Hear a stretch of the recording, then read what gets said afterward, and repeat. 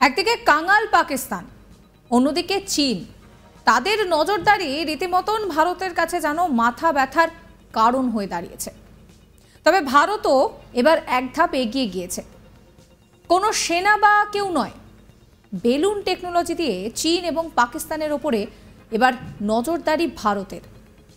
এতদিন পর্যন্ত ভারতের ওপরে নজরদারি চালাতে নানান কৌশল ফেঁদে বসেছিল চীন এবং পাকিস্তান। কখনো জঙ্গি হামলা দেখেছি আমরা, তো কখনো আবার ড্রোন উড়িয়ে নজরদারি। এবার ভারত কিন্তু আর হাত গুটিয়ে চুপচাপ বসে রইল না। ভারতও এবার সামনে থেকে সমানভাবে চীন ও পাকিস্তানের ওপরে নজরদারি চালাবে, কিন্তু সেটার পদ্ধতিটা একেবারেই আলাদা।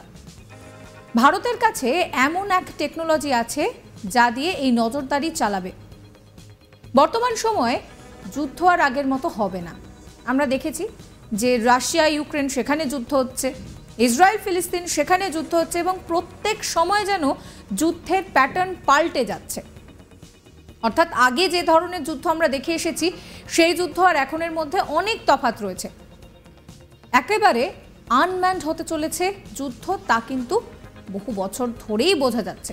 আর সেই কারণেই বহু দেশ এখনো পর্যন্ত আনম্যান ড্রোন বানিয়ে ফেলেছে, আর সে দিয়ে কাজও শুরু হয়েছে।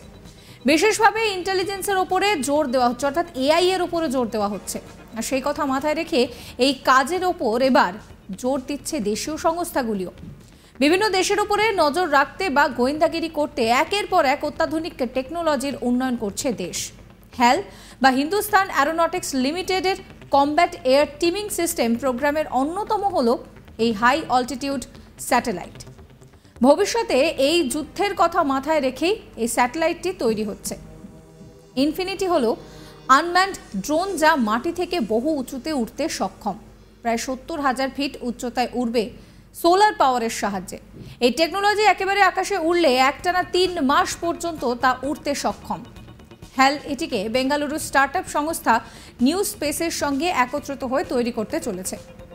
এটি সাধারণ এয়ার ডিফেন্স সিস্টেমের আওতার থেকে বাইরে থাকবে, আর সেখান থেকেই এটি একটি স্যাটেলাইটের ভূমিকায় কাজ করতে সক্ষম হবে। আগামী 1 বছরের মধ্যে এই ক্যাটস প্রোগ্রামের একটি আনম্যান্ড এয়ারক্রাফটকে আকাশে উঠতে দেখা যাবে বলে আশা করা হচ্ছে। এই টেকনোলজি ভারতের আর্মিকে এবার কিভাবে সাহায্য করবে সেটাই আপনাদেরকে জানাবো।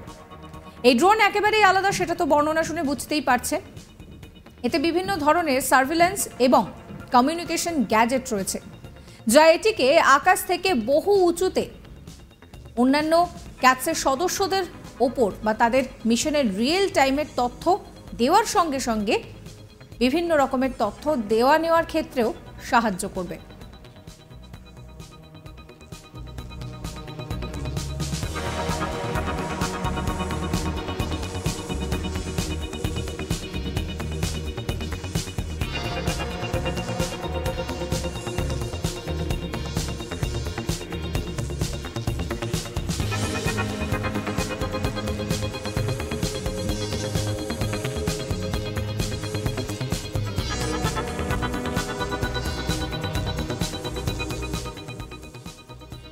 এতদিন পর্যন্ত আমরা দেখে এসেছি যে ভারতের ওপরে নজরদারি চালানোর জন্য চীন এবং পাকিস্তান যেন সব সময় মুখিয়ে রয়েছে।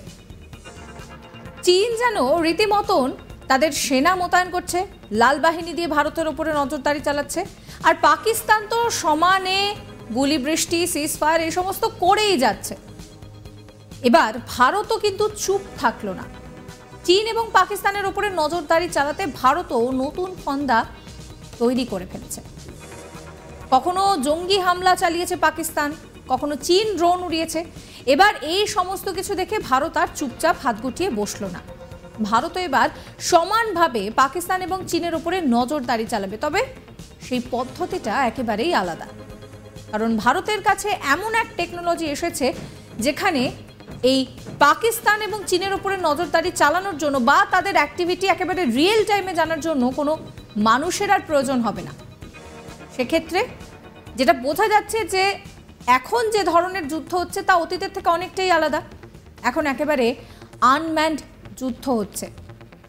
বহু বছর ধরেই একটু একটু করে তার ইঙ্গিত পাওয়া যাচ্ছিল, আর তাই জন্যই কিন্তু এখন আনম্যান্ড ড্রোন নিয়েও কাজ চলছে। আর এবার ভারতের কাছে সেই রকমই একটি টেকনোলজি চলে এসেছে, যে টেকনোলজি দিয়ে কিন্তু এবার পাকিস্তান এবং চীনের ওপরে নজরদারি চালানো যাবে, সেটা হচ্ছে বেলুন টেকনোলজি। অবশ্যই আপনাদের মতামত এই খবরের জন্য কমেন্ট করে জানাবেন এবং সমস্ত খবরের আপডেটের জন্য সাবস্ক্রাইব করবেন আজ তাক বাংলার ইউটিউব চ্যানেলকে, ফলো করতে ভুলবেন না আজ তাক বাংলার হোয়াটসঅ্যাপ চ্যানেলও।